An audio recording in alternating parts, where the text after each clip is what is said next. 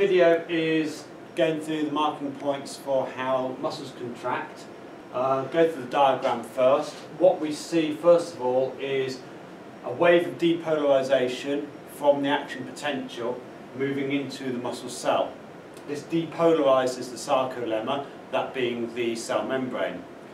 This spreads down T-tubules, so it can penetrate deeper into the muscle cell, and causes the release of calcium ions from the sarcoplasmic reticulum. The sarcoplasmic reticulum just being another word for the endoplasmic reticulum, obviously within the muscle cell. This calcium ion then binds to a molecule of troponin, which is in the actin filament. In doing so, it causes it to change shape. When the troponin has changed shape, this causes a second molecule, tropomyosin, to move.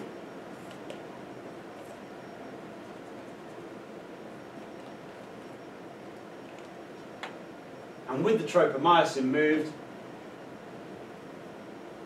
the myosin-actin binding site is revealed. At this point, myosin and actin bind and form what's called a cross bridge.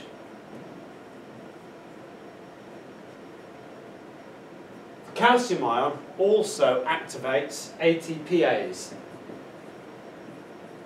this being an enzyme which hydrolyzes ATP to turn ATP into ADP and PI, in doing so releasing energy. This energy is used to form the cross bridge, attaching the myosin and the actin, move the myosin head in what's called a power stroke. This slides the actin filament along, causing muscle contraction. Energy from ATP is also used to detach the myosin head from the actin and reset the myosin head back to its original position. ATP is further used to transport the calcium back to the sarcoplasmic reticulum via active transport. So if we look at these marking points, you can see them here. Some of the important parts to say.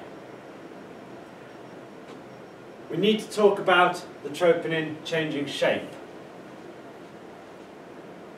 We need to talk about the myosin and the actin binding site being revealed and the formation of the cross bridges.